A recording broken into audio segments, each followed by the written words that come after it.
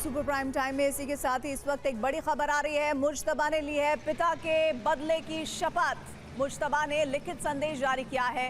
शहादत का बदला चाहता है ईरान, पिता का बदला लिया जाएगा। मुज्तबा ने कहा खामेनेई का प्रतिशोध ईरान लेकर रहेगा। इस वक्त की सबसे बड़ी खबर, शांति और संहार के बीच की लकीर को अमेरिका भी पार कर चुका है और ईरान भी उसके सामने से लगातार अब हटने को नहीं तैयार है। ऐसे में अरब में सिर्फ और सिर्फ विध्वंस के समीकरण बनते दिख रहे हैं। अब ताकत के दम पर ट्रंप मुज्तबा खामेनेई को झुकाना चाहते हैं, हॉर्मुज़ खुलवाना चाहते हैं, लेकिन ईरान ने तय कर लिया है कि आखिरी सांस तक वो लड़ेगा, जीत कर ही रहेगा। ये सिर्फ ईरान का जोशीला ख्वाब नहीं है, बल्कि इसके पीछे ऐसा प्लान है जिसने अभी तक अमेरिका और इजराइल को हॉर्मुज़ में घुसने नहीं दिया है। अब ट्रंप के अल्टीमेटम के बाद हॉर्मुज़ फिर से सुलगने को तैयार है, क्योंकि कुछ घंटों में अल्टीमेटम की मियाद खत्म हो रही है, जिसके बाद हॉर्मुज़ में बारूदी संहार का नया दौर आरंभ हो सकता है।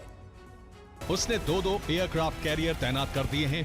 जवाब में ईरान ने तटीय इलाकों पर मिसाइल लॉन्चर लगा दिए हैं। अमेरिका के 19 युद्धपोत ओमान की खाड़ी के पास पहुंच गए हैं। जवाब में ईरान ने हॉर्मुज़ को पूरी तरह ब्लॉक कर दिया है। अमेरिका फाइटर जेट से एयर ड्रिल कर रहा है। ईरान ने ड्रोन ब्रिगेड को सीक्रेट अड्डों पर तैनात कर दिया है। अमेरिका ईरान के तेल ठिकानों पर नजर रख रहा है। ईरान ने तेल ठिकानों पर डिफेंस सिस्टम लगा दिए हैं। अमेरिका ने शर्त रखी है ईरान जहाजों पर हमले ना करे। दूसरी शर्त है जहाजों पर किए गए हमले के लिए मुज्तबा माफी मांगे। तीसरी शर्त है कि ईरान हॉर्मुज़ को हर देश के लिए तुरंत खोले। अरब में तबाही का विस्तार कभी भी हो सकता है, क्योंकि ट्रंप की मुज्तबा को दी गई डेडलाइन जल्द खत्म होने वाली है। इस बीच अमेरिका ने ईरान के पास 2 एयरक्राफ्ट कैरियर तैनात कर दिए हैं। पहला aircraft carrier USS Abraham Lincoln Oman की खाड़ी में पहुंच गया है, जो ईरान के तट से 250 किलोमीटर दूर है, जबकि यूएसएस अब्राहम लिंकन से आगे 100 किलोमीटर दूर अरब सागर में वो पहुंच गया है। दूसरा aircraft carrier USS George Bush की ईरान के तट से दूरी 300 किलोमीटर रह जाती है। दोनों ने मिलकर एक ट्रायंगल तैयार कर लिया है, जिससे ईरान के द्वीप और हॉर्मुज़ स्ट्रेट रणनीतिक चक्रव्यूह में फंस गए हैं। अब अमेरिका ईरान पर कभी भी डबल प्रहार कर सकता है। अगर दोनों पर तैनात हथियारों की बात की जाए तो दोनों के मिलाकर 150 से ज्यादा फाइटर जेट हैं। इनके अलावा 12 यूनिट EA-18G ग्लोलर की है, जो इलेक्ट्रॉनिक वॉरफेयर के लिए है, रडार जैमिंग में काम आता है। 11 यूनिट E-2D हॉक आई की है, जो एयरबॉर्न ऑपरेशन में इस्तेमाल होता है। 21 MH-60 हेलीकॉप्टर हैं, जो सरफेस अटैक और एंटी सबमरीन ऑपरेशंस के लिए है। सी स्पैरो सिस्टम की 7 यूनिट है, जो medium range missile defence system है, और फेलिक्स CIWS 20 mm गन की 8 यूनिट है, जो मिसाइल विमान पर अटैक कर सकता है। क्या अमेरिका निर्णायक युद्ध की तैयारी में है? क्या अमेरिका सिर्फ डराने के लिए हमले करेगा? क्या अमेरिका ईरान में सत्ता परिवर्तन कराएगा? क्या अमेरिका अरब देशों पर हमले रुकवाएगा? या अमेरिका हॉर्मुज़ खोलने के लिए हमले करेगा? अमेरिका की तैनाती और आक्रामक तेवर बता रहे हैं कि वो आधी रात हमला कर सकता है। टारगेट भी फिक्स कर लिए हैं। पहला टारगेट ईरान के सैन्य ठिकाने हैं। दूसरा टारगेट ईरान के परमाणु संयंत्र हैं, जहां संवर्धित यूरेनियम रखा गया है। तीसरे नंबर पर ईरान के आइलैंड हैं, जहां ईरान ने खुफिया मिसाइल ठिकाने बनाए हुए हैं। चौथा टारगेट ईरान के बंदरगाह हैं, जहां से तेल सप्लाई होता है, और 5वें टारगेट पर ईरान के ऑयल स्टोरेज हैं। डोनाल्ड ट्रंप पर ईरानी खतरा मंडरा रहा है। इजराइल और अमेरिकी रिपोर्ट्स इस तरफ इशारा कर रही हैं। इस बीच अमेरिकी राष्ट्रपति ने बड़ा बयान दिया है, बड़ा फैसला लिया है। डोनाल्ड ट्रंप ने सेना को निर्देश दिया है कि अगर उनकी या किसी भी अमेरिकी राष्ट्रपति की हत्या होती है तो ईरान पर अब तक का सबसे भीषण हमला किया जाए। माना जा रहा है कि इस आदेश के पीछे डोनाल्ड ट्रंप का भय है, और वो भय मुज्तबा के कोड 1979 से उपजा हुआ है। क्या है मुज्तबा का ये कोड, और क्या वाकई ईरान ट्रंप की हत्या की साजिश रच रहा है? इस रिपोर्ट में देखिए। हमने कहा है कि उन्होंने अमेरिकी सेना को निर्देश दिया, उनकी हत्या हुई तो ईरान पर जोरदार बमबारी की जाए, इतने बम गिराए जाएं जितने पहले ईरान पर कभी नहीं बरसे। उन्होंने ऐलान किया कि 1000 अमेरिकी मिसाइलें तैयार हैं। इन मिसाइलों के टारगेट पर ईरान है। ईरान पर बमबारी लगातार 1 साल तक जारी रहेगी। माना जा रहा है कि अगर ईरान ने ट्रंप की हत्या की कोशिश भी की तो अमेरिकी सेना ईरान के खिलाफ मदर ऑफ ऑल बॉम्ब यानी MOAB का इस्तेमाल कर सकती है। इस बम का वजन करीब 10,000 किलोग्राम है और इस बम में 8,500 किलो विस्फोटक सामग्री होती है और इसके धमाके से 11 टन TNT के बराबर दबाव पैदा होता है।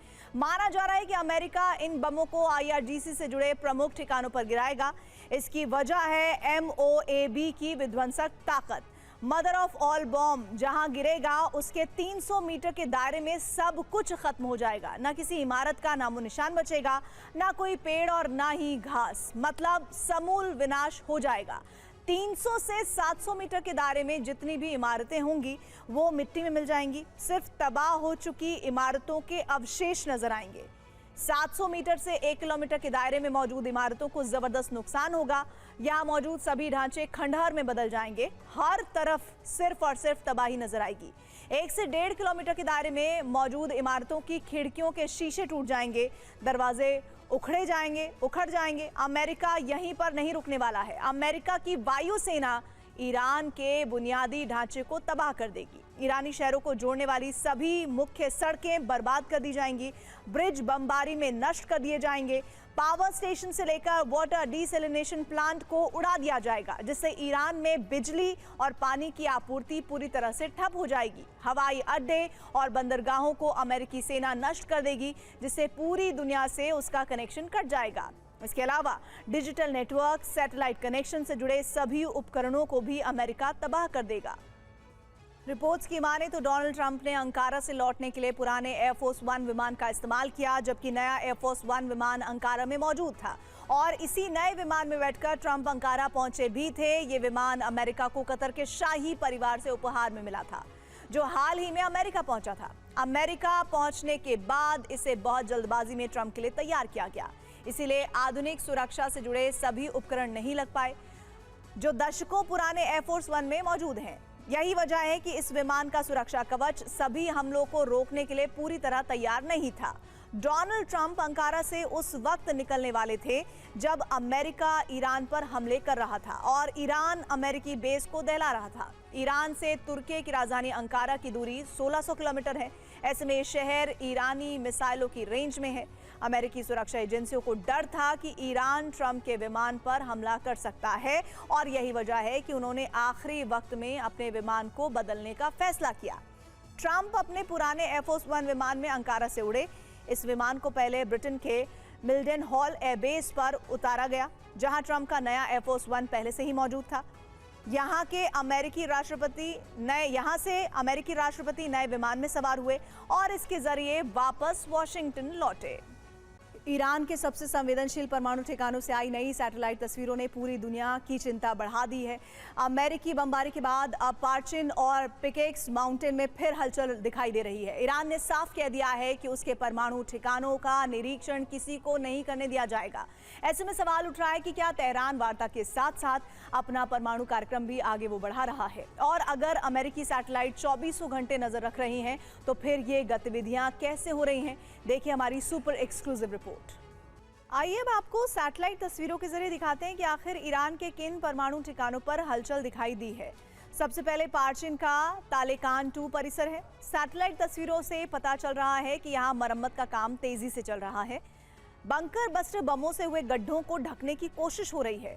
यहाँ तेजी से चल रहे निर्माण कार्य के साफ साफ संकेत दिख रहे हैं। अब देखिए पार्चिन की ये क्लोज सैटेलाइट तस्वीरें।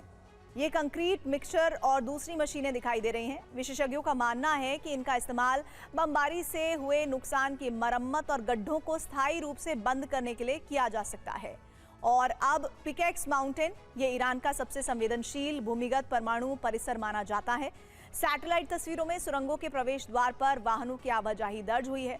ये गतिविधियां अब ये सवाल खड़ा कर रही हैं कि क्या इस परिसर के भीतर फिर से काम शुरू हो गया है। तो दूसरी तरफ तेहरान ने साफ कर दिया है कि अमेरिका और इजराइल के हमलों में क्षतिग्रस्त हुए परमाणु ठिकानों का निरीक्षण किसी भी अंतर्राष्ट्रीय एजेंसी को नहीं करने दिया जाएगा। यानी इन ठिकानों तक बाहरी दुनिया की पहुंच पूरी तरह बंद कर दी गई है। ईरान के विदेश मंत्रालय के प्रवक्ता इस्माइल बकाई ने यह भी कहा है कि संयुक्त राष्ट्र सुरक्षा परिषद का प्रस्ताव 2231 अब अपनी कानूनी वैधता खो चुका है। ये वो प्रस्ताव था जो ईरान को अपने परमाणु कार्यक्रम की निगरानी के लिए मजबूर करता था। जब कुछ दिन पहले अमेरिकी राष्ट्रपति डोनाल्ड ट्रंप ने बड़े गर्व से दावा किया था कि अमेरिकी सैटेलाइट्स 24 घंटे ईरान के हर परमाणु और सैन्य ठिकाने पर पैनी नजर रख रहे हैं। अब सवाल ये है कि अगर अमेरिकी सैटेलाइट लगातार निगरानी कर रही थी तो फिर ये गतिविधियां कैसे होती रहीं? ईरान ने अमेरिका के सैटेलाइट को धोखा देने के लिए मैश स्क्रीन यानी एक जालीदार कवच का इस्तेमाल किया। हर गतिविधि बहुत सावधानी से इस मैश स्क्रीन के नीचे या सुरंगों के अंदर ही की गई और सैटेलाइट सुरंगों के अंदर नहीं देख पाए। सैटेलाइट में भारी मशीनरी की जगह सीमित संख्या में वाहनों की आवाजाही दिखाई दी ताकि गतिविधियां ज्यादा ध्यान न खींचे। हमले के बाद बने गड्ढों को तेजी से भरने और मरम्मत का काम करने के लिए खास तरह के पहले से तैयार कंक्रीट का इस्तेमाल किया गया जो बहुत तेजी से पक्का हो जाता है। पिकेक्स माउंटेन जैसे पहाड़ी इलाकों में बने भूमिगत परिसर स्वाभाविक रूप से अतिरिक्त सुरक्षा और आड़ देते हैं। ईरान ने सुरंगों के प्रवेश द्वारों पर बहुत कम और बहुत सावधानी से काम किया जिससे सैटेलाइट को ज्यादा सबूत न मिले। यहाँ अमेरिकी सैटेलाइट्स सिर्फ सुरंग के मुहाने पर गाड़ियों का आना जाना देख सकते हैं, लेकिन पहाड़ के सीने को चीरकर अंदर क्या परमाणु खेल चल रहा है इसका कोई भी विजुअल डेटा अमेरिका हासिल नहीं कर पाता। एक तरफ युद्ध की खुली धमकी तो दूसरी तरफ कूटनीति का चक्रव्यूह और आर्थिक प्रतिबंधों की घेराबंदी। आखिर क्या चाहते हैं डोनाल्ड ट्रंप? क्या कूटनीति के बहाने ईरान को घुटनों पर लाने का ये दांव सही साबित होगा या फिर कूटनीति के इस खतरनाक खेल में सबसे बड़ा डर ये है कि अगर ये दांव उल्टा पड़ा तो चिंगारी सिर्फ तेहरान तक नहीं रहेगी बल्कि संपूर्ण अरब को बैलिस्टिक अग्नि की लपटों में झोंक देगी। कूटनीति की आड़ में खेला जा रहा ये खेल क्या अरब जगत को बैलिस्टिक मिसाइलों के शमशान में बदल देगा? इस रिपोर्ट में देखिए। क्योंकि अमेरिका ने एमओयू पर साइन होते ही एक झटके में ईरान पर लगे 47 साल पुराने ऐतिहासिक प्रतिबंधों को पूरी तरह खत्म कर दिया था। लेकिन जैसे ही हालात बदले फिर अमेरिका ने ईरान पर नए प्रतिबंध लगा दिए। ईरान का तेल बिक्री लाइसेंस रद्द करने के बाद अमेरिका ने ईरान पर नए प्रतिबंध लगा दिए। अमेरिकी ट्रेजरी महकमे के office of foreign assets control यानी OFAC ने ईरानी फाइनेंसर अली अंसारी के खिलाफ कार्रवाई की है। ट्रेजरी डिपार्टमेंट ने अली अंसारी को ईरान के सुप्रीम लीडर मुश्तबा खामेनी का प्रमुख फाइनेंसर बताया है। ट्रेजरी डिपार्टमेंट के मुताबिक अली अंसारी संपत्तियों के एक बड़े ग्लोबल नेटवर्क को संभालते हैं जिससे ईरान के नेता मुश्तबा खामेनी और ईरानी सरकार के कई प्रभावशाली लोगों को फायदा होता है। अनुमान के मुताबिक करीब $138 मिलियन की संपत्ति होने का अनुमान है। ये नेटवर्क तेहरान से लेकर दुबई, फ्रैंकफर्ट और लंदन तक फैला है और इस पूरे नेटवर्क के केंद्र में ईरान के फाइनेंशियल फैसिलिटेटर अली अंसारी हैं। अमेरिका का आरोप है कि अली अंसारी मुश्तबा और IRGC के सबसे बड़े आर्थिक मददगार हैं। अली अंसारी पर ईरान के ईरानी धन को बड़े पैमाने पर हेरा फेरी करने, विदेशों में रियल एस्टेट और कमर्शियल संपत्तियों का नेटवर्क बनाने का आरोप है। अमेरिका से पहले भी ब्रिटेन अली अंसारी पर कड़े प्रतिबंध लगा चुका है। अमेरिकी ट्रेजरी विभाग ने Mohammad Darbani and partners, Lavasani and partners और मोहसिन खंदन एंड पार्टनर्स पर बैन लगाया है। ये तीनों एक्सचेंज हाउस ईरान के शैडो बैंकिंग नेटवर्क के मुख्य स्तंभ थे। एक्सचेंज हाउस के अलावा पैसे के लेन देन को छिपाने वाली फर्जी कंपनियों पर भी बैन लगाया गया है। ईरान के केंद्रीय बैंक पहले से ही अंतर्राष्ट्रीय प्रतिबंधों की वजह से वैश्विक बैंकिंग प्रणाली जैसे स्विफ्ट से बाहर है। प्रतिबंध लगने से ईरान के लिए अंतर्राष्ट्रीय बाजारों से डॉलर और बाकी करेंसी हासिल करना मुश्किल हो जाएगा। जब देश में विदेशी मुद्रा की भारी किल्लत होगी तो ईरानी मुद्रा की कीमत और ज्यादा गिरेगी, जिससे देश में महंगाई आसमान छूने लगेगी। अली अंसारी का नेटवर्क अहम रूप से ईरान के सुप्रीम लीडर और IRGC के लिए काम कर रहा था। हेरा फेरी करके जो अरबों डॉलर यूरोप, UK और UAE के रियल एस्टेट में निवेश किए गए थे वो अब फ्रीज हो जाएंगे, जिसकी वजह से प्रभावशाली वर्ग और सेना के पास नकदी की भारी कमी हो जाएगी। ये प्रतिबंध ईरान के किसी एक शिपमेंट या तेल के सौदे पर नहीं, बल्कि उस पूरे सिस्टम की रीढ़ की हड्डी पर हमला है जिसके जरिए ईरान पैसे ट्रांसफर करता था। ये एक्सचेंज हाउस हर साल अरबों डॉलर का हेर फेर कर ईरान के प्रतिबंधित बैंकों का पैसा छिपाकर विदेशों में भेजते थे। इनके ब्लॉक होने से ईरान का वो गुप्त रास्ता बंद हो गया है जिससे वो दुनिया की नजरों से बचकर व्यापार करता था। ईरान की सर्वोच्च राष्ट्रीय सुरक्षा परिषद के प्रमुख मोहम्मद बाकिर जुल्कद्र ने इजरायल को कड़ी चेतावनी दी है कि इंफ्रास्ट्रक्चर पर हमलों का जवाब दिया जाएगा। इजरायल को इस जवाबी कार्रवाई में बख्शा नहीं जाएगा। इसी के साथ IRGC के कई अधिकारी ईरानी रेलवे ब्रिज पर हमलों के जवाब में हाइफा पर हमले की वकालत कर रहे हैं। एक रिपोर्ट के मुताबिक अगर अमेरिका तेहरान के खिलाफ इजरायल की मदद मांगेगा तो इजरायल अमेरिका का साथ जरूर देगा। अगर जरूरत पड़ी तो इजरायल ईरान पर दोबारा हमले करेगा। रूस के तेल ठिकानों पर यूक्रेन ने अब तक का सबसे बड़ा अटैक किया है। जेलेंस्की के ड्रोन्स ने रूस की तेल रिफाइनरी और पुतिन के शैडो फ्लीट के जहाजों को आग के हवाले कर दिया है। मॉस्को से लेकर क्रीमिया तक धुआं ही धुआं है, जिससे क्रेमलिन में कोहराम मच गया है। हालात ऐसे हैं, पुतिन अपनी सुरक्षा परिषद के साथ आपात बैठक करने को मजबूर हो गए हैं जिससे हमले रोकने का प्लान बनाया जा सके।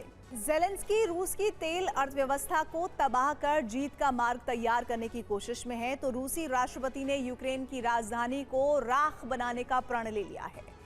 और बीती रात रूस ने एक बार फिर कीव पर हमला किया। दावा है कि महज 20 मिनट में पुतिन ने कीव पर 12 मिसाइलें दागी।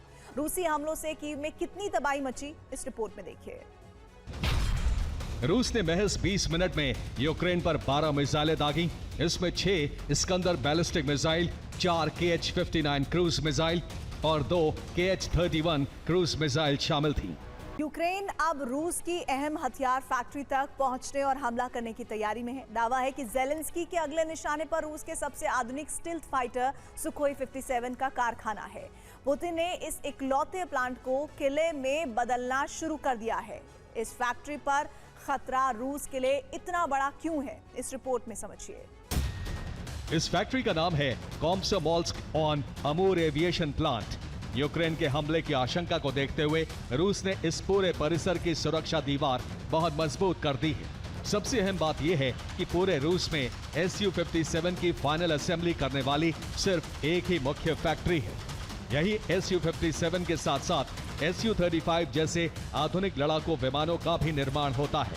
रूस के 103 अलग अलग कारखानों से Su-57 और Su-35 के कल पुर्जे यहां पहुंचते हैं, लेकिन पूरा लड़ाकू विमान तैयार करने का काम इसी एविएशन प्लांट में होता है।